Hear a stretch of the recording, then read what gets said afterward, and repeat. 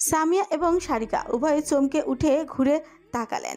বাড়ির সদর দরজার সামনে দাঁড়িয়ে আছে সাইবান। পরনে লাইলনের জ্যাকেট আর ট্রাউজার, গলায় মাফলার পেঁচানো, এক কাঁধে ঝুলানো ব্যাগ, চুলে নতুন হেয়ার কাট দিয়েছে স্পষ্ট। আগের হ্যাংলা পাতলা শরীরটা হালকা মাংস পড়েছে বলেই মনে হচ্ছে। চোখের নিচে ডার্ক সার্কেল নেই, উজ্জ্বল চেহারা, চলচলে কালো মণি, আর ঠোঁট বিরাট হাসে, সোজালো দাঁত দুটো দেখা যাচ্ছে স্পষ্ট।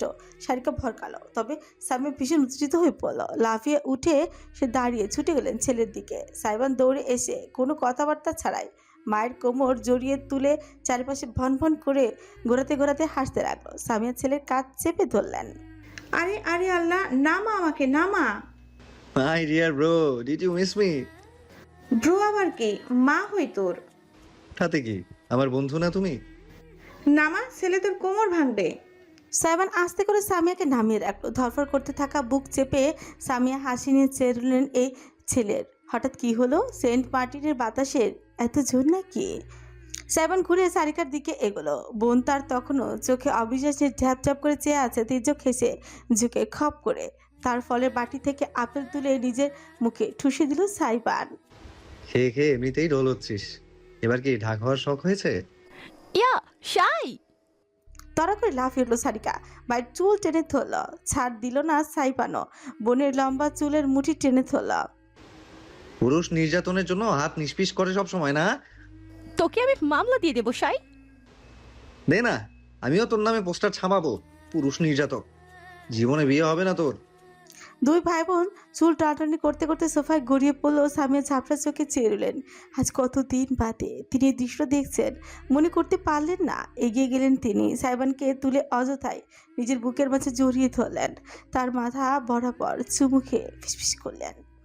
আমার আব্বুটা। সাইবান প্রথমটা বরফ হয়ে রইল, পরক্ষণই মুচকি এসে জননীকে শক্তভাবে জড়িয়ে ধরে বলা। পাশ থেকে দৃশ্যটা দেখতে দেখতে নিজের এলোমেলো চুল গুছিয়ে নিল সারিকা। মুখ ঘুরিয়ে মায়ের আড়ালে মুছে নিল এক ফোঁটা অবাধ্য অশ্রু। সেদিন রাতের বেলা তালাবদ্ধ একটা রুমের ভেতর ঢুকলো সাইবান। ছেলে ট্যুর থেকে ফিরেছে বিদায়। সামিয়া আয়োজনে কমতি করেনি। পরিবারের সঙ্গে সময়টা আনন্দে কেটেছে তার। অনুরাগ আর তিতলিও এসেছিল কিছুক্ষণ আগে। এখন সামিয়া আর সারিকার সঙ্গে নিচতলায় গল্প করছে তারা। সকলের চোখ এড়িয়ে সাইবান এখানে এসেছে। তার একটা কাজ করার প্রয়োজন আছে। রুমটা মূলত স্টোর রুম। সেই ভিতরে ঢুকতেই বদ্ধ একটা গন্ধ নাকে গেল, কিন্তু খুব কড়া নয়, সহনশীল। হাসে লাইট জ্বালিয়ে দিতেই উজ্জ্বল হলুদ আলোয় উদ্ভাসিত হলো চারিপাশ। পরে জ্যাকেটটা খুলে ফেল সাইবান। উন্মুক্ত হলো তার গলা, সেখানেই এখনো হালকা দাগ বর্তমান। দরজা আটকে সে এগোলো। সামনে কার্ডবোর্ডের বক্স স্তরে স্তরে সাজিয়ে রাখা, একপাশে বেশ কিছু অপ্রয়োজনীয় আসবাব কাপড় দিয়ে ঢেকে রাখা। সাইবান গিয়ে থামলো এক কোণে অতি যত্নে মখমলের কাপড় দিয়ে মুড়িয়ে রাখা একটা বস্তুর দিকে।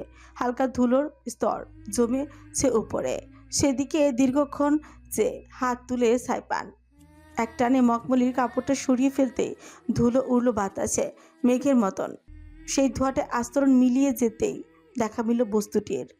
অসংখ্য বোতাম, একপাশে রিমিক্সিং ডিসপ্লে, হ্যাডসেট, সঙ্গে সাউন্ড বক্স। সাইবানের অতি শখের এক জন্মদিনের উপহার, যেটা সে স্কুল আর কলেজে থাকালীন বার কয়েক ব্যবহার করেছে। স্কুলের অনুষ্ঠান না হয় কলেজের বন্ধুর জন্মদিন পার্টিতে। সবটাই ছিল অনুরোধ আর শখ থেকে। বস্তুটি ডিজে কনসোলার। স্বপ্নের কোনো সীমা নেই ছেলে, সেই অসীমের ভেতরে হাতড়ে দেখো, কোথাও তোমার ললিত শখ আজও বাস করে। সাইবানের কানে বাজলো রাফাত ভাইয়ের বলা শেষ কথাগুলো। স্বপ্নের তো কোনো সীমা নেই, লালিত শখ তার সামনেই আছে। যে শখকে স্টোর রুমে আবদ্ধ করে রেখেছিল বছর কয়েক ধরে, যেন ডাক্তার হওয়ার স্বপ্নটা পূরণ করতে পারে। সাইবানের বুক থেকে আজ কোনো দীর্ঘশ্বাসই বেরোলো না। একটি হাত বাড়িয়ে দিল সে ডিজে কন্ট্রোলার বক্সটার বোতামগুলো ছুঁয়ে দিল অতি যত্নে। একটা সময় সাউন্ড রিমিক্স করায় এতটাই আসক্ত হয়ে পড়েছিল সে, নিজেই নিজের শখটাকে গলা টিপে তালাবদ্ধ করে রেখেছিল, যেন পড়াশোনায় ব্যাঘাত না ঘটে। যেখানে স্বপ্ন ফুরোয় সেখানে শখ শুরু হয়।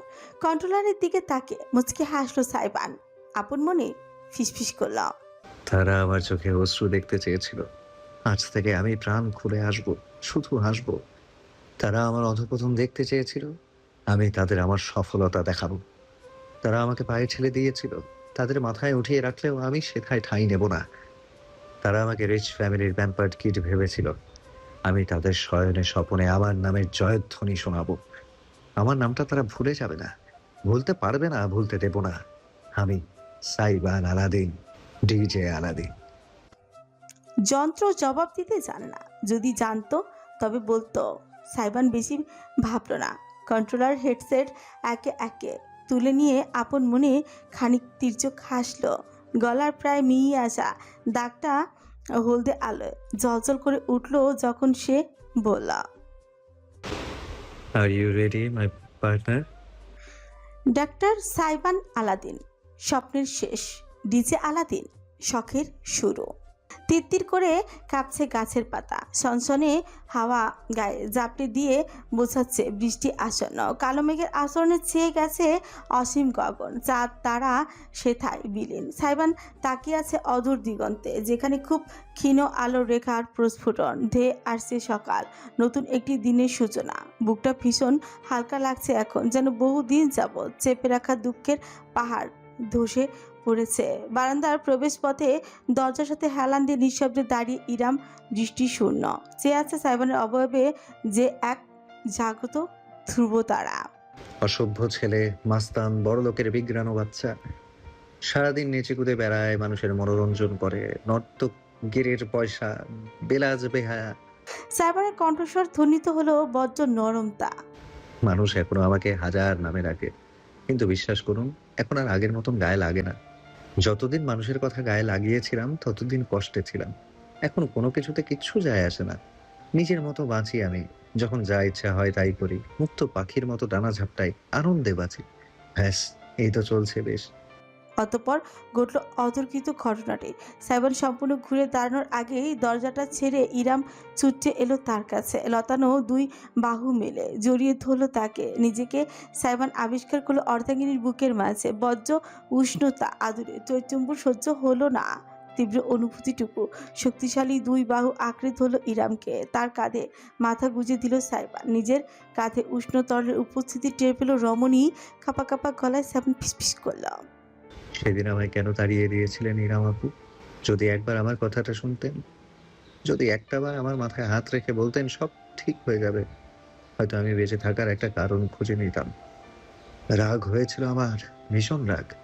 চেয়েছিলাম আপনিও একদিন একাকিত্বের স্বাদ পান, অথচ পারিনি। কোনোদিন পারিনি আপনাকে একটুখানি ঘৃণা করতে। ইরাম কিচ্ছু বলল না। সাইবানকে ধরে রাখলো নিজের মাঝে, যেন বুকের মাঝে সে আগলে রেখেছে জগৎটাকে। সাইবান ফোপাতে ফোপাতে হাজার অভিযোগের খাতা খুলল। চেয়েছিলাম আপনাকে কষ্ট দিতে, মনের কষ্ট, যত্নের কষ্ট, একাকিত্বের কষ্ট, কিন্তু আপনি আমার সাথে এমন নাইনসাফি কেন করলেন? নিজের অংশকে নিয়ে সামনে এসে দাঁড়ালেন। আমি একটা দুধের বাচ্চার ওপর কিভাবে জুলুম করতাম, আপনাকে অর্ধাঙ্গিনীর রূপে দেখার পরও কিভাবে অভিমান চেপে বসে থাকতাম। আপনি খুব স্বার্থপর ইরাম আপু, খুব স্বার্থপর। আমার জীবনে দ্বিতীয়বার এসে আপনি সব কিছু ধূলিসাৎ করে দিয়েছেন। I hate you, I hate you so much. দাঁড়িয়ে থাকার সামর্থ্য বুঝি কারোর মাঝেই আর অবশিষ্ট নেই। বারান্দার মেঝেতে বসে পড়ল দুজনে, তবুও আলিঙ্গন ছাড়ল না। প্রসাব প্রাণী যেমন করে মালিকের করে আদর খোঁজে, তেমনি করে সাইবান ইরামের সঙ্গে লেপ্টে রইল, মুখে অভিযোগের ফুল ছুঁড়ে, অথচ স্বভাবে বৈপরীত্য। ইরাম তাই এত কষ্টের মাঝেও না হেসে পারল না। টলটলে চোখের নিচে থাকা ঠোঁটজোড়া তার সূক্ষ্ম হাসি রেখায় আবর্তিত হলো। একবার বলো ঘৃণা করতে পারোনি, আবার বলো হেট ইউ। সত্যি করে বলো তো আলাদিন, আমি তোমার কে? এই প্রশ্নের উত্তর এলো না। ইরাম শুধু অনুভব করলো তার কোমরে সাইবানের বাহুজোড়া দ্বিগুণ শক্তিতে চেপে বসেছে। ব্যর্থা হলো খানিক, কিন্তু ইরাম বাধা দিল না। সাইবানের মাথাটা আলতো করে ধরল সে, যেন প্রজাপতি ধরেছে।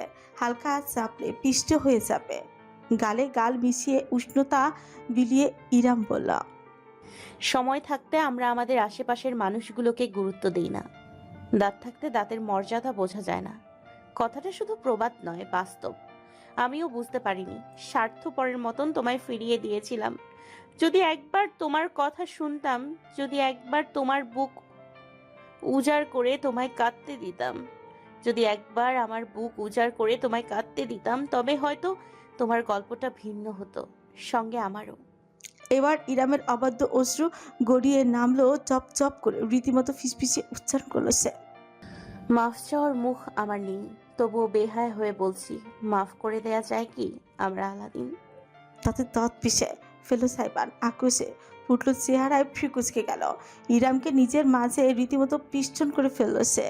তার শরীরে ভয়ানক শক্তির জোরে ইরাম সোজা হয়ে বসে থাকতে পারল না, উল্টো পড়ে গেল মেঝেতে। ওই আলিঙ্গনরত অবস্থায় তার উপরেই শুয়ে তাকে জাপটে ধরে রাখলো সাইবান। ভোররাতের শীতল বাতাস গায়ে ঝাপটা দিলেও স্বামীর শরীরই ভারী, তপ্ত উষ্ণতা ছাড়া কিছুই টের পেল না ইরাম। তার রীতিমতো নিঃশ্বাস বন্ধ হয়ে আসছে, তবুও কোনো শব্দ করল না। সাইবান তার ঘাড়ে মুখ ডুবিয়ে ঘড়ঘড়ে গলায় বলল, মাফ করব না আপনাকে, কোনোদিনও মাফ করব না। এই জঘন্য অপরাধের শাস্তি স্বরূপ আপনাকে সারাটা জীবন আমার বউ হয়ে থাকার দণ্ড দেয়া হলো। নির্বাসিত হন আপনি আমার মাঝে, ঘুচে যাক আপনার সব স্বার্থপরতা। ইরাম নিয়ন্ত্রণ করতে পারল না নিজেকে। এবার ভারী অপরাধ বোধ এবং তীব্র অনুভূতির জোয়ার তার চোখের অশ্রু হয়ে চলল। ফুপিয়ে কেঁদে উঠল সেও। কেন এত মধুর শাস্তি? কেন বারবার আঘাতের পরেও আত্মনিবেদন? কেন এই বেহায়াপনা? কে আমি তোমার? জানি না, জানি না আপনি আমার কে, আমি জানি না। আমি শুধু এইটুকু জানি, আপনি আমার শান্তি। সাইবানের কণ্ঠস্বর অতি আবেগে রুক্ষ হয়ে উঠেছে।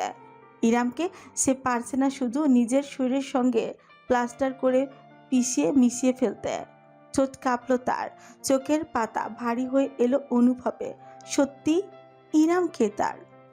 কেউ না, আবার সব কিছু। কমফোর্ট জোন বলে একটা থিওরি ইংরেজিতে ভাষায় প্রচলিত আছে। এর অর্থ এমন একজন মানুষ যাকে নিজের আপনের চাইতেও আপন মনে হয়। মা বাবা ভাই বোন পরিবারের সঙ্গেও যা বলা যায় না তা অকপটেই সে মানুষটার সামনে বলা যায়, কারণ মানুষটা আমাদের বুঝতে পারে। মুখ ফুটে বলার আগেই অন্তরের দ্বন্দ্ব ধরতে পারে, বিনা বিচারে পাশে থাকতে পারে, অন্তরের প্রশান্তি দিতে পারে। তার কাছেই আমরা সবচেয়ে নিরাপদ মনে করি। রক্তের সম্পর্কর মাঝে মাঝেও যে নিরাপদ দিতে পারে না, নিরাপত্তা দিতে পারে না, সেই মানুষটা আমাদের সেটাই দেয়, আত্মার চাহিদা নিবারণ করে। ছোটবেলা থেকে সাইবানের কাছে ইরাম ছিল তেমন কিছুই। হাসপাতালে ব্যস্ত ডাক্তার মা, ব্যবসায় ব্যস্ত বাবা, সারাক্ষণ ইঁদুর বিড়ালের মতন লেগে থাকা বোন, এই সম্পর্কগুলো সাইবানের যে চাহিদা মেটাতে পারতো না সেটা মেটাতো ইরাম।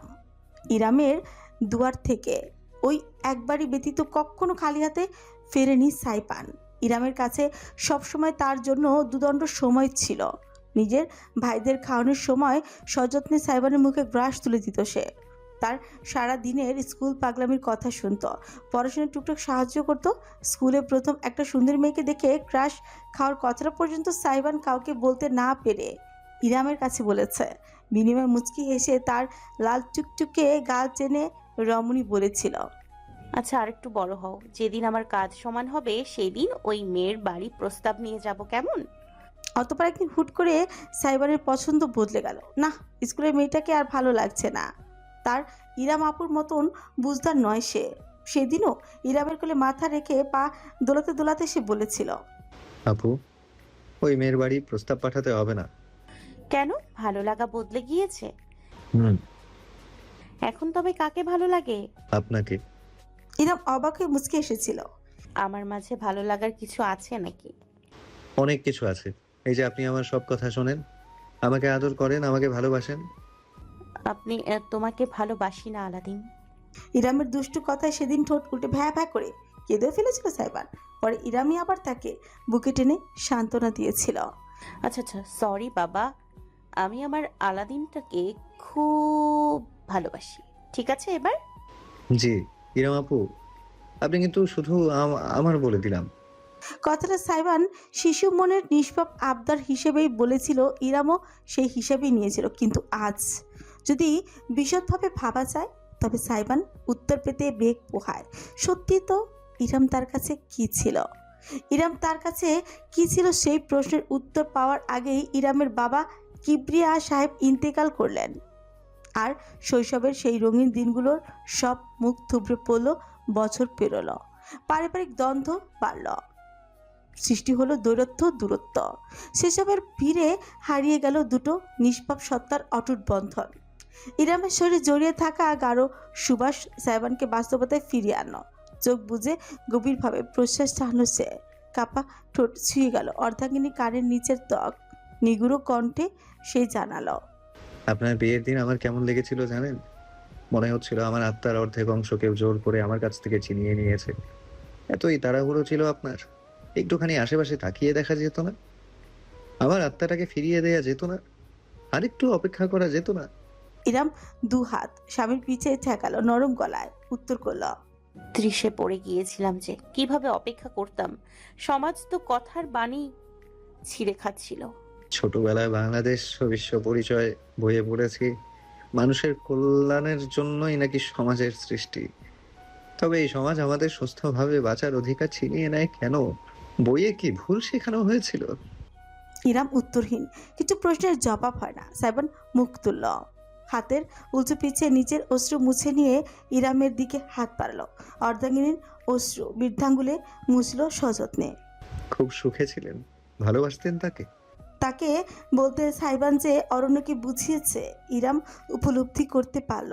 মলিন এক হাসি ফুটল তার অধরে। ভালোবাসা কাকে বলে আলাদিন? আপনি জানেন না? যেটাকে ভালোবাসা ভাবতাম আজ ফিরে তাকালে মনে হয় সেটা স্রেফ সরলতা। তুমি যদি জানো ভালোবাসা কি তবে বলে দাও, আমিও একটু বুঝতে পারি। আমিও জানি না। ঝুঁকে এলো সাইবান। ইরামের ঠোঁট ছুঁয়ে গেল তার তপ্ত শ্বাস। ফিসফিস করে পড়ল, আমি জানি না আপনাকে আমি ভালোবাসি কিনা, তবে আমি এইটুকু জানি আমার শুধু আপনাকে চাই। আমার অর্ধেক আত্মা ফিরে এসেছে, আমার অন্তরের প্রশান্তি ফিরে এসেছে আমার কাছে। আমি আল্লাহর এইটুকু রহমত হারাতে চাই না। ইরামের বুক কাঁপল। তার ধারণা নেই এর থেকেও আরো গভীরভাবে নিজেকে সমর্পণ করা সম্ভব কিনা। কি হলো তার বলতে পারবে না সে। অজান্তে চোখ জোড়া গিয়ে আবদ্ধ হলো সাইবানের গলার দিকে, যেখানে আর কোনো দাগ অবশিষ্ট নেই, অথচ একটা সময় ছিল তার দগদগে অতীতের সাক্ষী হয়ে। দাগটি কল্পনা করেই রমণীর চোখ জোড়া অশ্রুতে ভিজে এলো আবারও। মাথার একটুখানি তুলে সেই সুস্থ ত্বকে ঠোঁট ছুঁয়ে দিল এরাম। ধীরে ধীরে অসংখ্য ছোট ছোট চুমু খেলো, সঙ্গে বারংবার ফিসফিসিয়ে বলল, sorry sorry sorry sorry my Aladdin, আপুকে মাফ করে দাও। হুট করে ইরামের হাতের কবজি চেপে ধরল সাইবান। নেত্র তার সুগভীর হয়ে উঠছে, জল চলে আবেগ তাতে। You are my precious, only my. ইরামের কানে লতিতে ঠোঁট ছুঁয়ে সে পিপির করল। Aladdin's precious. অতঃপর কি হলো তা উপলব্ধি হলো না, শুধু অনুভূত হলো নিজের ঠোঁটের মাঝে উষ্ণ নরম অপর ঠোঁটের অস্তিত্ব টের পেল ইরাম। চোখে ভারী হয়ে বুঝে এলো তার। হাত জোড়া প্রশস্ত পুরুষের পিছে আঁকড়ে বসলো। জগৎটা নিভে গেল, শুধু রয়ে গেল সে আর তার আলাদিন। পুলিশ কর্মকর্তা কথা শেষ করে মোবাইল ফিরিয়ে দিলেন মিসিরের কাছে। তার পেছনে পুলিশের জিপে তোলা হচ্ছে মাতাল ছেলে দুটোকে। তিনি সম্মানসূচক হেসে বললেন, আম্মা সাহেব, আপনার শ্বশুর লাগে এটা আগে বলবেন না? কেন? সাধারণ মানুষের জন্য পুলিশের কাছে সেবার অভাব? ফোন ফিরিয়ে নিজের পকেটে ঢুকিয়ে বলল মেসের। পুলিশ কর্মকর্তাকে তাতে একটা লজ্জিতই মনে হলো। সেটা বলতে চাইনি আহিম, কিছু চিন্তা করবেন না। আমরা বিষয়টা দেখছি, যেহেতু নাবালক কিশোর সংশোধন কেন্দ্রে পাঠানোর সম্ভাবনাটাই বেশি। ব্যবস্থা করুন। পুলিশ কর্মকর্তা সালাম বিনিময় করে চলে গেল। জিপটা বাস কাউন্টারের সামনে থেকে বিদায় নিল। মিসির একটি নিঃশ্বাস ফেলে ভেতরে প্যাসেঞ্জার রুমে এলো। এক কোনায় একটি চেয়ারে লাগেজ নিয়ে চুপচাপ বসে আছে সারিকা। মেয়েটার মুখ কেমন চুপসানো, চুলগুলো হালকা এলোমেলো হয়ে পড়েছে, অভিব্যক্তি ভাবতেছিল। মিসির প্রথমে হাত ঘড়ির দিকে তাকালো, 4টা বেজে এসেছে প্রায়। অতঃপর পায়ে পায়ে এগিয়ে গেল প্রথমটায়, কিছু না বলে সারিকার পাশের সিটে বসে পড়ল। যে বাস ধরবে ভেবেছিল সেই বাস ইতিমধ্যে চলে গিয়েছে। ঝামেলার কারণে ধরা সম্ভব হয়নি। কাউন্টার থেকে বলা হয়েছে পরের বাস 7টায় ছাড়বে। অনেকটা সময় মিসির খানিক চুপচাপ করে শেষে বলল, চলো তোমাকে বাড়ি পৌঁছে দিয়ে আসি, ফিরে আবার আমাকে 7টা বাস ধরতে হবে। সারিকা স্বামীর দিকে না তাকিয়ে জবাব দিল। দুটো টিকিট কাটো, আমি যাব তোমার সাথে। মিসির কপালে আঙুল চালালো। এই মেয়ে দেখছি নাচর বান্দা হয়ে গিয়েছে আজ। ইরাম আর অনুরাগ দুজন পিছন পিছন এসেছিল। রাত বেশি বেড়ে যাওয়ার আগেই তাদের আবারও ফেরত পাঠিয়ে দিয়েছে মেসের। সারিকাকে পাঠাতে পারেনি, পুলিশও আসছিল। সব মিলে বিচ্ছিরি কয়েক ঘন্টা কেটেছে তার। ক্লান্ত শরীরে আর তর্ক করার ইচ্ছে হচ্ছে না। সিটে এলিয়ে বসে রইল সে। মাথাটা ঠেকালো পেছনের থামে, চোখ বুজে রইল নিঃশব্দে। সারিকাও বিশেষ কিছু তাকে বলল না, ওই একই ভঙ্গিতে চুপচাপ বসে রইল। বেশ কিছুক্ষণ বাদে মিসির আপনা থেকে উঠে গেল। সারিকা আর চোখে দেখলো কাউন্টারের কাছে গিয়ে ম্যানেজারের সাথে কি যেন বলল সে। এরপরই ফিরে এলো। একজন কর্মী এসে তাদের লাগেজগুলো নিয়ে একটা নিরাপদ রুমে গিয়ে রেখে এলো। মিসির এক হাত বাড়িয়ে সারিকার কবজি ধরে তাকে টেনে তুলল। চলো। কোথায়? অবাক হয়ে জিজ্ঞেস করলো সারিকা, তবে উত্তর এলো না। অজ্ঞতা স্বামীর হাত ধরে বাইরে এলো সে। চারপাশে খুব ক্ষীণ ভোরের আলো ফুটতে শুরু করেছে। দোকানপাট বন্ধ, মানুষ নেই বললেই চলে। হেঁচে হেঁচে তারা দুজন বেশ খানিকটা সামনে যেতেই একটা খোলা দোকান চোখে পড়লো। চিমচিমে হলদে বাল্ব জ্বলছে, কয়েকটা শাড়ি, বেঞ্চ আর টেবিল পাতা। সেখানে হাতে গোনা 4-5 জনের কে চোখে পড়েছে। অন্যান্য বাসের যাত্রী। মিসির সারিকাকে নিয়ে ভেতরে ঢুকে একটা টেবিল দখল করে বসলো। বছর 10-এর উদাম শরীরে একটা ছেলে এসে জিজ্ঞেস করলো, কি খাইবেন স্যার? বাতাসে। মিস্ত্রির প্রশ্নে ছেলেটা মাথা দোলালো। হয়, এমাত্র নতুন ব্যাচ রান্না হয়েছে। ঠিক আছে, 2 প্লেট ভাত, ডিম ভাজি আর আলুর ভর্তা দিও। মুরগি শোক তো আছে, বাসি না রাইতের রান্না করা? 1 বাটি দিও তাহলে। সম্ভব হলে লেবু আর শুকনো মরিচ দিও 2টো। আইসা। অর্ডার নিয়ে হেলে দুলে ছেলেটা চলে গেল। সারিকা চ্যাপচ্যাপ করে চেয়ে রইল। সেই দুপুরে খাওয়া হয়েছে, জন্মদিন উপলক্ষে রান্নাবান্না হয়েছিল। এরপর এক দানাও পেটে পড়েনি। মিসির খাবার অর্ডার করে পরেই টের পেলেও সে প্রচণ্ড ক্ষুধা পেয়েছিল। খাবার এসে গেল কিছুক্ষণ পরেই।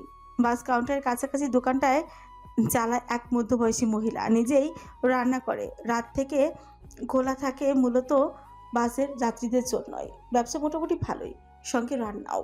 হাত ধুয়ে খাবার খেয়ে সারিকা খুব তৃপ্তি পেল। বিশেষ করে মুরগির গাঢ় ঝোলটা দারুণ ছিল। নিজের আঙুল চাটতে চাটতে সে অজান্তেই বলে ফসল, রান্না দারুণ না? মিসি চামচ দিয়ে খাচ্ছে। ছেলেগুলোর সঙ্গে ঝামেলার সময় তার হাতে খানিকটা ক্ষত হয়েছে। সারিকা নিজে ওষুধ লাগিয়ে দিয়েছিল। এখন সেখানে পাতলা একটা 1 টাইম ব্যান্ডেজ। বেশি ব্যথা হচ্ছে? সারিকা শুধালো। না। সংক্ষিপ্ত জবাব মিসিরের। কথা বলছে যেন একেবারে গুনে গুনে, স্বাভাবিক অস্বাভাবিক নয়। মনে মনে অপরাধবোধ অনুভব করলো সারিকা, কিন্তু রাস্তাঘাটে নয়, যা বলার বলবে সে শহরে ফিরে। তাই আপাতত খাওয়ায় মনোযোগ দিল। চুলগুলো খোলা থাকায় বারবার সেসব মুখের সামনে চলে আসছে, আর সারিকা ঝটকা দিয়ে সরাচ্ছে। মিসির কিছুক্ষণ নিঃশব্দে স্ত্রীর কাণ্ড কারখানা দেখলো, তারপর চামচ রেখে 2 হাত এগিয়ে দিল সারিকার মুখে। খাবার তুলতে তুলতে থেমে গেল মিসির আঙুল চালিয়ে। তার সিল্কি চুলগুলো গোছগাছ করে মাথার পেছনে নিয়ে সুন্দর করে একটা হাত খোপা বেঁধে দিল। অতঃপর কিছুই হয়নি এমন ভঙ্গিতে ফিরে সে ফের বসে পড়ল, নিজের খাবারে মনোযোগ দিল। অথচ সামান্য এই আবেদনটুকুতেই খাবার মাথায় উঠে গিয়েছে সারিকার। জলজলে চোখ মেলে সে তাকিয়ে রইল স্বামী নির্লিপ্ত মুখের দিকে। পাশের টেবিলে বসা অপর এক দম্পতি তাদের দিকে চেয়ে নিজেদের মাঝে কিছু ফিসফিস করলো। খারাপ কিছুই নয়, বরং ভালো কিছুই তাদের চেহারায় প্রকাশ পেল। সারিকা চোখ ঘুরিয়ে ফেল, অজান্তেই তার গাল জোড়া রেঙে উঠল গোলাপ রঙে। ওপাশ থেকে মিসির স্ত্রীর গালে লালিমা দেখে ক্ষণিকের জন্য খেই হারালো। পরক্ষণ একটু কেসে পড়ল। তাড়াতাড়ি খাও। সারিকা মাথা দোলালো, দৃষ্টি লুকিয়ে মুখে ভাতের গ্রাস তুলল।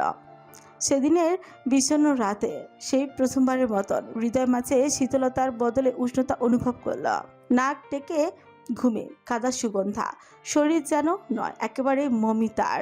চাদর পেঁচিয়ে 2 পা চান চান করে সোজা করে এমনভাবে ঘুমায় যেন পিরামিডের কফিনে ঘুমন্ত রানী ক্লিওপেট্রা। তবে স্বাদের ঘুম তার টিকলই না বেশিক্ষণ। দরজার ধারাম ক্রম শব্দে হুড়মুড় করে লাফিয়ে উঠল সে। রাম রাম। অস্ফুট উচ্চারণ করে ভয়ানক আতঙ্কগ্রস্ত হৃদয় সামলে উঠে গেল সে। ঘুমের কারণে চোখ খুলে রাখা দায়। ওই অবস্থাতেই দরজা খুলল। ওপাশে দাঁড়ানো মানুষটাকে দেখে মনে হলো দুঃস্বপ্ন দেখছে। দণ্ডায়মান সাইবান। একা নয় সে, বুকে অতি যত্নে ধরে রাখা ঘুমন্ত ইজান চাদর দিয়ে মুড়িয়ে নিয়েছে। আচমকা ঘড়ির দিকে চোখ গেল সুগন্ধার। ঘড়ির কাঁটায় সময় ভোর রাত 4টা। সুগন্ধা হাসবে নাকি কাঁদবে বুঝতে পারল না। সাইবান কিছু না বলেই বিনা অনুমতিতে তার ঘরে ঢুকলো। তারপর বিছানার উপর অতি সাবধানে ছেলেকে শুইয়ে দিল যেন ঘুম না ভাঙে। ইজান অবশ্য নড়াচড়ায় একটু গায়গুই করলো, তবে সাইবান দ্রুত সামনে নিল স্নেহের ছোঁয়ায়। পুনরায় ঘুমে ডুবে গেল ইজান। পুরোটা সময় সুগন্ধ হতবিহ্বল হয়ে শুধু দেখেই গেল। সাইবান দরজার দিকে এগোতে এগোতে বলল, ভালো মতো দেখে শুনে রাখবি, যদি আরেকবার আমার বাচ্চা হারায়, জরিনার আম্মা সকিনা তোকে হাটে নিয়ে বেঁচে দিয়ে আসবো। সুগন্ধ ঘুম ঘুম চোখে সাইবানকে চলে যেতে দেখে বলে উঠল, এর ভোরবেলায় রুম বদল করতেছেন কেন? আপনার রুমে কি ঠাডা পড়ছে? একদম বেশি কথা বলবি না, উষ্টা মারবো ধরে। রাইতের শেষে আপনার মাথা কোন শাকচুনি খাইছে ভাইজান? সাইবান হুট করে ঘুরে তাকে তির্যক হেসে জানালো, রাত এখনো বাকি, ট্রেন রাতেরই পাখি। চুপচাপ যা দায়িত্ব দিয়েছি পালন কর। খবরদার, আজ বুটলার সাইরেন বাজবে, সাথে তোর মরণের ঘন্টা। সাইবান শেষ একবার ইজানকে দেখে এমন তাড়াহুড়ো করে বেরিয়ে গেল যে দরজা দিয়ে হতবাক হয়ে চেয়ে রইল সুগন্ধা। সন্দেহ তার চোখে মুখে। ব্যাপারটা ঠিক কি হলো? ব্যাপার যাই হোক না কেন, আজকের জন্য তার ঘুম হারাম। বিলাইয়ের নাকে চুল কোথাকার? অস্ফুট গালি দিয়ে দরজা আটকে ভেতরে চলে গেল সুগন্ধা। ইরাম একটা খয়েরি রঙের সুতি শাড়ি পরেছে, পাড়ের কাছে কালো জরির ডিজাইন। যদিও বিয়ের মাস তিনি ইতিমধ্যে পেরিয়ে গিয়েছে, তবু একটা নতুন বউ বউ ধরনের ভাব এসেছে তার মাঝে। নাক ফোলানো হয়েছিল অরণ্যের সময়, তবে নাকফুল সে প্রথমবার আঘাত পাওয়ার পরেই খুলে ফেলেছে। তবে আজ কেন যেন ইচ্ছে হলো, বেশ ভাগ্যিস একটা সিটি গোল্ডের নাকফুল এনেছিল সঙ্গে করে, সেটাই নাকে দিয়েছে। ফুটো যে এখনো আছে, এটাই সৃষ্টিকর্তার রহমত। চুলগুলো তার খোলা, বাতাসে উড়ছে ঢেউয়ের মতন। এতটা স্বাধীনতা এবং আহ্লাদ শেষ কবে অনুভূত হয়েছিল বলে বসেছে সে। পূর্ব আকাশে কমলা রঙের ছিটা, দিনের সূচনার এক শুভ লগ্ন। তাই বুঝি মন থেকে আজ সকল বিষণ্ণতা বিদায় নিয়েছে। সড়কপথ নির্জন, শুধু কিছু সড়ক বাতি জ্বলছে চিমচিম করে। ইরাম ফুটপাত বেয়ে হাঁটছে, মনের সুখে পিছু পিছু আসছে তার স্বামী। কাকতালীয় ভাবে নাকি ইরামের সাথে মিলিয়ে জানা নেই, সাইবানের পরনেও খয়েরি রঙের একটা ডোলার শার্ট আর কালো জিন্স। সকাল থেকে খাটাখাটুনি ঝড়ঝাপটা শেষে সারাটা রাত এক ফোঁটাও ঘুম হয়নি দুজনের, অথচ কারো চেহারা দেখে বোঝার উপায় নেই। উভয়ের মাঝে গাঢ় প্রশান্তি। হুচ করে বাতাসের ছাপটা ইরামের শাড়ির আঁচল উড়েই গেল। পেছনে দেখা সাইবান সেটা এক হাতে পাকড়াও করে নিজের আঙুলে পেঁচিয়েই ফেল, ওভাবেই ধরে রাখলো, ছাড়লো না। হাঁটতে লাগলো স্ত্রীর আঁচল ধরে। ইরাম মাথা ঘুরিয়ে পেছনে চেয়ে মুচকি হাসল। দেখো আবার বাড়ি ফিরে যেন শুনতে না হয় বউ আঁচলে ছেলেটাকে বেঁধে ফেলেছে, তাবিজ করেছে। কে বলবে ব্রো? আপনি আমার ব্রো এর ফেভারিট চাইল্ড। শ্বশুর আব্বু কি কোনো অংশে কম? ইরামের কথায় সাইবান তার আঁচলটা আর শক্তভাবে পেঁচিয়ে নিয়ে কাছাকাছি এলো, দূরত্ব মেচাল। বলুন ড্যাড, আমিও বলবো আপনার নামের তাবিজও কবুল। ইরাম মুখে হাত চেপে সশব্দে হাসল। এই ছেলেটা আসলে পাগল। পাগল না হলে এরকম করা যায়? সাইবান চৌকিতে আশেপাশে তাকালো। এই ভোররাতে অদৃশ্য অতৃপ্ত আত্মা বাদে কোনো মানুষ আছে বলে তো মনে হয় না। তাই সে অর্ধাঙ্গিনীর কোমরে হাত জড়িয়ে এক ঝটকায় নিজের পাশে টেনে নিল। শরীরের সাথে মিশল শরীর, শীতল বাতাস কাটিয়ে ছাড়লো উষ্ণতা। ইরাম আজ কিছুটা লাজুক মুড়ে আছে, তাই তার উজ্জ্বল শ্যামলা গাল দুটো হালকা রিঙিয়ে উঠল। সাইবান প্রাণ ভরে তার লজ্জা দেখলো, হাঁটতে হাঁটতে ঝুঁকে এসে ফিসফিস করল, লজ্জা পাবেন না। তোমার কথাই পাবো না। আমার লজ্জা আমার ইচ্ছা যখন তখন পাবো। আপনার গাল আমার ইচ্ছা যখন তখন কামড়াবো। বলে একেবারে অতর্কিতে ইরামের নরম গালে ধারালো দাঁত বসিয়ে দিল সাইবান। সে কি এক ভয়ানক আক্রমণ! ইরাম চমকে গিয়ে তার গলার আঁকড়ে ধরে ব্যথাতুর শব্দ করে উঠল। সাইবানের সোচালো দাঁত দুটোর একটা বুঝি গেঁথে গিয়েছে ত্বকে। জঙ্গলি কোথাকার, ছাড়ো। সাইবান তো ছাড়লই না উজ্জ। ইরামের ধস্তাধস্তি করতে থাকা শরীর শক্তভাবে চেপে ধরল। শাহান পরে স্ত্রীর গালে লালিমা হরণ করতে লাগলো। এদিকে ইরামের আত্মা যা যা অবস্থা। আমার দাদার বাড়িতে একজন মানসিক ভারসাম্যহীন লোক ছিল। রুমি পাগলা বলে ডাকতো সবাই। মানুষ দেখলেই ধরে ধরে কামড়াতো। ইরামের কথা শুনে এবার সাইমন হেসে ফেল, তবে শুনল না। তবে কামড়ে ক্ষান্ত দিয়ে এবার নিজে ঠোঁট চেয়ে রাখলো। তার ত্বকের বিপরীতে ফিসফিস করে শুধল। তা আপনি কামড় খেয়েছেন কটা? একটাও না। জঙ্গলি স্বামীর কামড় ছিল যে কপালে, উফ বাবা গো। এইবার ইরাম ধাক্কা দিয়ে সাইমনকে দূরে সরিয়ে নিজের গাল ঘষতে লাগলো। কেমন চলছে, আয়নার অভাবে সে দেখতে পারলো না, তবে স্বামী ঠিকই দেখলো নয়ন ভরে। তার গালে নিজের অধিকারের চিহ্নকে দাঁতের হালকা ছাপ বসে গিয়েছে ইরামের গালে, লালচে হয়ে উঠেছে। সময় পেরোলে আরো গাঢ় হওয়ার সম্ভাবনা আছে। মনে মনে কুটিল হাসলো সাইবান। বৃদ্ধা আঙ্গুলি নিজের ছোঁচে খসে ভাব নিল। অর্ধাঙ্গিনীর উপর সিলমোহর মেরে সে বেঁচে খুশি। ইরাম ততক্ষণে তার উপর চটেছে। পিছু না তাকে হনহন করে হাঁটা দিল সে বাড়ির দিকে। আর ভোর ভ্রমণ করতে হবে না। আমার এই ছেলেটা ওদিকে কেঁদে অস্থির হলো কিনা কে জানে। যেমন এক ছেলে তেমন তার বাপ। কামড়াকামড়ি তাদের রক্তে রক্তে। স্ত্রী গজ গজ শুনতে শুনতে পিছু নিয়ে সাইবানও বাঁকা হেসে জিজ্ঞেস করল, তা আমার পোটলা আবার আপনার কোথায় কামড়ালো? ইরাম মাথা কাত করে চোখ পাখি তাকালো। অসভ্য। সাইবান এক লহমায় বোকার মতো দাঁড়িয়ে রইল। চাপ বাবা, সে আবার উল্টোপাল্টা কি শুধিয়ে বসলো। ভালো মানুষের আর দাম নেই। ইরাম ততক্ষণে অনেকটা দূরে এগিয়ে গিয়েছে। সাইবান দ্রুত পা চালালো। স্ত্রী নাকের জগায় রাগটা তখন ছন্নছাড়া করে তুলে থাকে। আরও বেশি জ্বালাতন করতে ইচ্ছে হলো। মাথায় দুষ্ট বুদ্ধি চেপে বসলো। সে পিছন থেকেই মনের সব ভাতের ঢঙের মাধুরী মিশিয়ে হঠাৎই চেঁকিয়ে উঠল, বেবি। ইরাম হাঁটা থামালোই না, বরং মাথা ঘুরিয়ে তাকালো। সাইবানের ছোট দুষ্টুমির হাসি খেলে গেল। রমণীকে এক্ষুনি আবারও লজ্জায় মুখ ফিরিয়ে নিতে দেখলে বেশ লাগবে তার। অথচ ইরাম মুচকি হেসে পাল্টে বলল, বলুন বেবি। সাইবানের ঠোঁটের থেকে হাসিটা মিলিয়ে গেল। তাতে ভর করলো নিরেট বিস্ময়। বজ্রহত হলো বুঝি মানুষকে এমনি দেখায়। ইরাম অবশ্য তাতে দেখতেই পেল না, কারণ সে মুখ ফিরিয়ে নিয়েছে। দু হাত চেপে মনে মনে জয়ের হাসি হাসল সে। তার যে কোনো কথার যে ছেলের উপর গভীরভাবে প্রভাব ফেলতে পারে সেটা সম্পর্কে সে মোটামুটি নিশ্চিত। পেছন থেকে জবাব আসছে না, শুধু পায়ের শব্দ শোনা যাচ্ছে। সাইবানের হাতটা করতে শরীরে ছায়াটাও চোখে পড়ছে সড়কে। ইরাম কোনো উত্তর না পেয়ে দ্বিতীয় দফায় হালকা গলা উঁচিয়ে ডাকলো, বলল, বলবেন না বেবি, কি বলেছিলেন? টাং। ধাতুর সঙ্গে কিচ্ছু শক্ত ভারী খেলে যেমন একটা ধাতব শব্দ হয়, তেমনি শব্দটা চেয়ে গেল চারিপাশে। ইরাম কেঁপে উঠে পেছনে ফিরে তাকাতে হতভম্ব হয়ে গেল। সাইমন সোজা গিয়ে ল্যাম্পপোস্টের সঙ্গে মোক্ষম এক আঘাত খেয়েছে।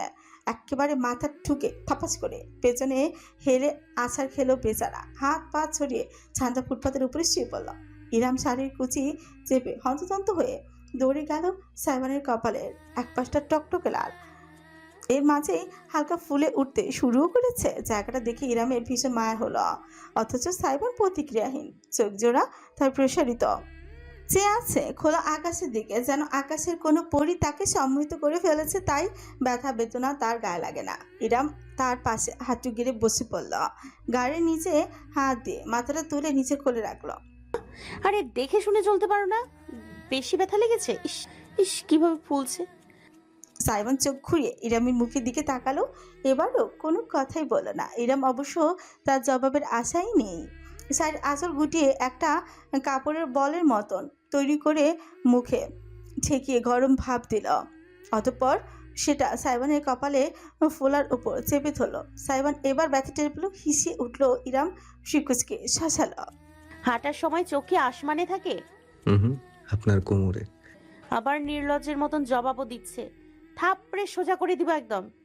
নিজেকেও একটা থাপ্পড় দিন তবে। কেন? আমি কি করেছি? এমন সব কথা বলেন যে আমার দুনিয়া নড়ে যায়। তখন মনের ল্যাম্পপোস্টকেও ইরাম কিবরিয়া মনে হয়। দীর্ঘশ্বাস পেল ইরাম। এই ছেলের সঙ্গে তর্কে যেতে অসম্ভব, তাই সেই চেষ্টা বাদ দিয়ে সে সাইবানকে টেনে তুলল। সে ভোর রাতে বাম্প গলে শিশির পড়ছে। ফুটপাতে হালকা পানি কাদা জমেছিল। সেই কাদায় বিশিষ্ট ডিজে মহাশয় আশ্রে পড়েছে বিধায় তার শার্ট ঘাড় পিঠ এখন কাদায় মাখামাখি। ইরাম কথায় বিশেষ সময় ব্যয় না করে স্বামীর বাহু টেনে সোজা বাড়ির দিকে হাঁটা দিল। এই ছেলের পরিকল্পনায় রুম থেকে বেরোনোই উচিত হয়নি। শান্ত সময়কে ও দুর্যোগ বানিয়ে ফেলার ভয়ঙ্কর ক্ষমতা নিয়ে জন্মেছে ছেলেটা। মূলত বাড়ি ফিরে সাইবানকে সোজা বাথরুমে ঢোকানোর পরিকল্পনা থাকলো, তার সফলই হলো না। ভেতরে ঢুকতেই পেছনে চলে এলো সাইবান, থামলো পুকুর পাড়ে। ততক্ষণে ভোর অনেকটা হয়ে গিয়েছে। কমলার ক্ষীণ আলো চারিদিকে ছড়িয়ে গিয়েছে। সূর্যের মাথাটা হালকা উকিঝুঁকি দিচ্ছে দিগন্তে। সেই আলোর প্রতিফলন ভাসছে পুকুরের চলচলে পানিতে। চাষের মাছগুলো চুপচাপ লাফাচ্ছে এদিক সেদিক।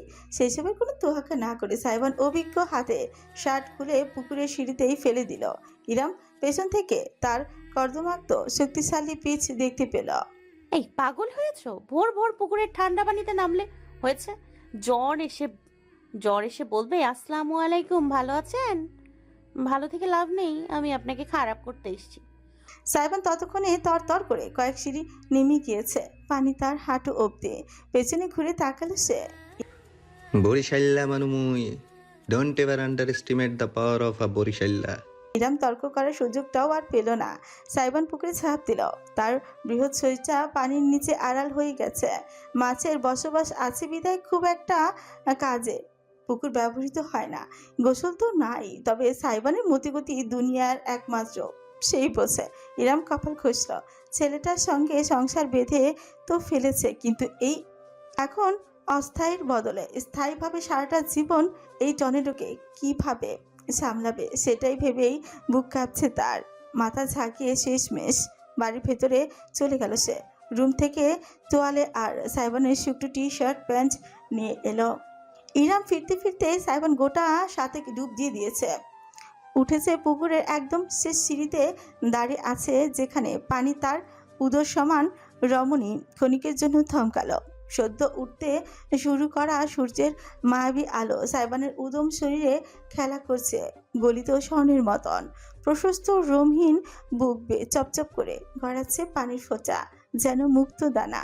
কালো চুলগুলো পিয়াংশি লেপটে আছে। শক্তিশালী মাংসপেশি গুলো অস্বাভাবিকভাবে ফুলে ফেপে উঠেছে, এমনকি কপালেও ফুলে ওঠা ঘোড়ার ডিমখানাও কেমন যেন মাদকীয় দেখাচ্ছে। ইরাম শক্ত একটি চোখ গেল, চোখ সরিয়ে নিল মুহূর্তেই। পাগল হয়ে গিয়েছে সে। ছি! পরক্ষণে আবারও চোরা দৃষ্টিতে ঠিকই তাকালো। কি হয়েছে তাকালে? স্বামী তো তারই ব্যক্তিগত সম্পত্তি। অর্ধাঙ্গিনীর চোরা দৃষ্টি ঠিকই খেয়াল করলো সাইবান। তাতে আরো ভাব নিয়ে দাঁড়ালো। তার কাঁধ করে ইচ্ছাকৃতভাবে জিম করা শরীর শো অফ করতে চাইল সে। তবে জমে গেল পুরাতন একটা স্মৃতি মনে হতে। উষ্টা সে কিছুক্ষণ আগেও খেয়ে এসেছে। পুকুরের মাঝে উষ্টা খেলে প্রাণ নিয়ে ফেরা কোনো আশা নেই বিদায় শো অফ বন্ধ করে অন্য ভং ধরল। কয়েক সিঁড়ি এগিয়ে এসে হাত বাড়ালো। তোয়ালে দিন। ইরামের সম্মোহন কাটলো। মাথা নেড়ে জিভ কেচে দ্রুত সে বলল, উঠে আসো। এখানে দিন। আশ্চর্য, আর কতক্ষণ ঠান্ডা পানিতে দাঁড়িয়ে থাকবে? যতক্ষণ না আপনি এসে তোয়ালে দিচ্ছেন। উফ কি ঠান্ডা। মিছিমিছি শরীর কাঁপিয়ে শীতের ভং ধরল সাইবান। ইরাম বুঝলো স্বপ্নে নাটক। চোখ উল্টে সে মনে মনে অভিসম্পাত করে শেষ সিঁড়ি টপকে কাছে এলো, তবে পুরোপুরি নামলো না। তোয়ালেটা ছুঁড়ে দেয়ার ভঙ্গি করে বলল, ক্যাচ ধরো তবে। সাইবান এবার পিছে ছুটল। এই মেয়ে একটা পাক্কা খেলোয়াড়, না ময়দানে না নামলে একে তো ডোবানো যাবে না। তড়িঘড়ি করে তাই বাকি কয়েকটা সিঁড়ি টপকে এলো সে চোখের পলকে। তোয়ালে ধরে মারল এক টান, তাতেই তোয়ালে আর মালকিন দুজনেই তার বুকে আশ্রে পড়লো, হুড়মুড় করে পড়লো একেবারে পুকুরের পানিতে। এই ভয়টা ইরাম পাচ্ছিল। কে জানে কি আঁকড়ে ধরে চোখ বুজে সে চিৎকার ছুড়ল, আলাদিন, আমি সাঁতার জানি না। পুকুরের পানিতে মুহূর্তেই ভিজে একাকার হলো ইরাম। মনে হলো সে পানির মাঝে নাকানি চুবানি খাচ্ছে। পরক্ষণেই শক্তিশালী বুকের মাঝে নিজেকে আবিষ্কার করলো সে। খোলা বাতাসে টেনে তোলা হলো তাকে। থু করে মুখে ঢুকে যাওয়া পানি ফেলে জোরে জোরে শ্বাস নিতে লাগলো ইরাম। দুই হাতে আঁকড়ে ধরে রাখলো জীবনের একমাত্র অবলম্বনকে। সাইবান অর্ধাঙ্গিনীকে চেপে একেবারে নিজের সঙ্গে মিশিয়ে ফেলেছে। হাঁপাতে থাকা ইরামের ঘাড়ে হাত রেখে তার কানে ঠোঁট মিশিয়ে ফিসফিস করে জানালো, আমি থাকতে আপনি ডুববেন না ইরাম, ভাসবেন, হাসবেন আর ভালোবাসবেন। ইরাম বিপরীতে কিচ্ছু বলার সুযোগই পেল না।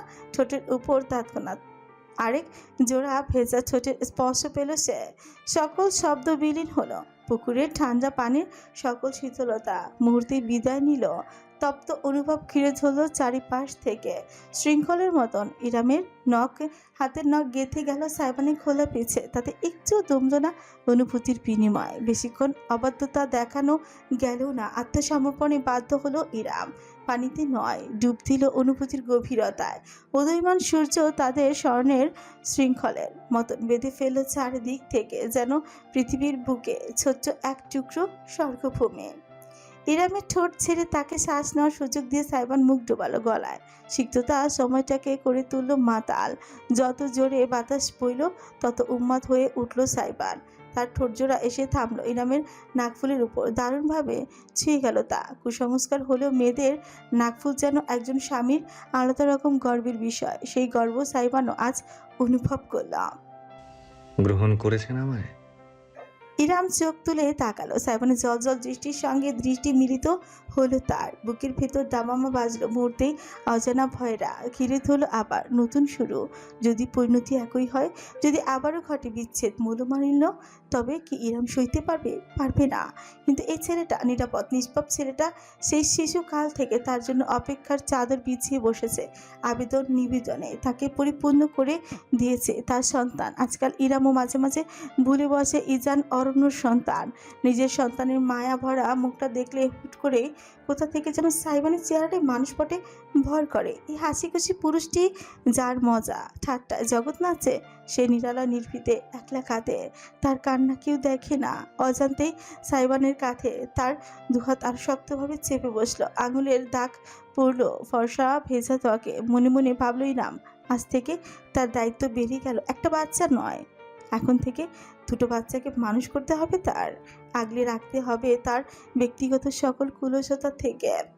একটি নিঃশ্বাস ফেলল ইরাম। মুখে জবাব দিল না। দুহাতে আলতোভাবে সাইবানের মুখটা ধরে নিজের কাছে টেনে নিয়ে নামিয়ে কপালে ঠোঁট ছুঁয়ে দিল। সময় নিয়ে চুমু খেলো ঠিক যেখানটায় আঘাত লেগে ফুলেছে সেখানটায়। ফিসফিসিয়ে পড়ল, আমার আলাদিন, শুধুই আমার। এতটুকুই যথেষ্ট ছিল সাইবানের জন্য। ভেজা মুখে কারণে তার বাম চোখ বেয়ে গড়ানো এক ফোঁটা অস্তিত্ব বোঝা গেল না। মাথা কাত করে অর্ধাঙ্গিনীর ঠোঁটজোড়া পুনরায় দখলে নিল সে। পানির অন্তরালে বিনা দ্বিধায় তার হাত ছুঁয়ে গেল অর্ধাঙ্গিনীর শরীরের দাগে দাগে, যেন ধুয়ে মুছে সাফ করতে চাইল অতীতের সকল দগদগে ঘা। সূর্যের আভা ঘিরে রাখলো তাদের নতুন সূচনার বলয় হয়ে। সুগন্ধা ইজানকে নিয়ে বাড়ির খোলা বারান্দায় এসে দাঁড়ালো। ঘুমে ঝুলুঢুলু অবস্থা তার, কিন্তু ইজান মাঝে ফুপিয়ে উঠেছে। খুব বেশি কাঁদছে না, যার দরুন সরাসরি সাইবানের বেডরুমে যায়নি সে। গেলেও ওই বান্দা যে তাকে আসতো ছেড়ে দিবে না ভালোই জানা আছে তার। ইজানকে নিয়ে একটু হাঁটাহাঁটি করে পুনরায় ঘুমিয়ে পড়বে, তাই সে এদিক সেদিক খুঁজছে। তবে বারান্দায় না এলেই ভালো হতো, সে বুঝলো যখন। আধ ঘুমে ভারী হয়ে থাকা চোখ গিয়ে পড়ল বাড়ির পিছন দিকে। অদূর থেকে দৃশ্যটা ঠিক স্পষ্টভাবে দেখা যাচ্ছে না, কারণ বাড়ির বারান্দাটা আবার সামনের দিকে। তবে যতটুকু দেখলে স্পষ্টভাবে বোঝা যায় কাহিনী কি, ততটুকু অবশ্য দেখাই যাচ্ছে। ঘুম এক ঝটকায় গায়ে পড়ে সুগন্ধার। চোয়াল ঝুলে পড়লো কয়েক ইঞ্চি। চাইলে মশা মাছি থেকে শুরু করে একটা ব্যাঙও লাফিয়ে ঢুকে যেতে পারে ভেতরে। পুরোটা দৃশ্য ব্যক্তিগত। একে অপরে জড়িয়ে ধরে আছে ইরাম এবং সাইবান। সূর্যের হালকা আলোয় অস্পষ্টভাবে নজরে আসছে অবয়ব দুটো। সুগন্ধার ঘাড়ের লোম অবধি দাঁড়িয়ে গেল। তার উত্তেজনা অনুভব করেই বুঝি ঘুমে ঝুলুঠুলু ইজান মাথা কাত করে তাকাতেই গেল। কিন্তু সুগন্ধা ক্ষিপ্রতার সঙ্গে নিজের একটি হাত ইজানের চোখে চেপে ধরল। মা বাপের বিয়া খাইছো, তবে এইটা খাওয়ার বয়স হয় নাই। ঘুমাও বাপ, ঘুমাও। ইজানকে ছেলে নিজের কাঁধে জোর করে চেপে রেখে নিজেই ঠিক কিছু কি মেরে দেখতে লাগলো সুগন্ধা। এমন দৃশ্য মিস দেবে? মাথার ব্যামো তার। একটা লম্বা সিটি বাজাবে নাকি? সাইবানের চেহারাটা একেবারে দেখার মতন হবে। ঠিকই আছে, সুগন্ধার কি দোষ? ফসি নষ্টি করতে পুকুরে যাওয়া লাগবে কেন? সত্যি তো, সত্যি সত্যি সে সিটি বাজানোর প্রস্তুতি নিয়েছিল, কিন্তু এর আগে পৌরুষের একটি হাত সুগন্ধা চোখ ঢেকে নিল। জমে গেল মেয়েটা। চেনা একটা সুখসান নাকে ঠেকলো চন্দন আর লেবুর মতন। তার কানে ফিসফিসে একটি কণ্ঠস্বর ভেসে এলো। মানুষের ব্যক্তিগত সময়ে উকিঝুঁকি দেওয়াটা অভদ্রতা মেয়ে। সুগন্ধার মুখ রাঙা হয়ে উঠল। কর্কশ গলায় সে বলল, তবে আপনি দেখেন কেন? আপনিই তো 1 নম্বরের অভদ্র অনুরাগদা। অনুরাগের মৃদু হাসি ভেসে এলো খানিকটা বিব্রত হয়ে সেই জানালো, আমি চোখ বুজে আছি। কই দেখি, প্রমাণ ছাড়া কিছুই সুগন্ধা বিশ্বাস করে না।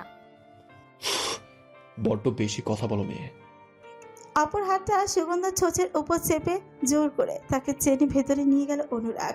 এজান সাথে থাকায় বিশেষ প্রতিবাদ করল না সুগন্ধা। তাছাড়া মুখের উপর যে হাতটা চেপে আছে সে হাতের স্পর্শ তাকে অন্যরকম এক অনুভূতিতে ফেলে দিয়েছে। কিছুক্ষণ আগেও রীতিমতো সিনেমা ফাঁস করে দেওয়ার ধান্দা মিলিয়ে গিয়েছে।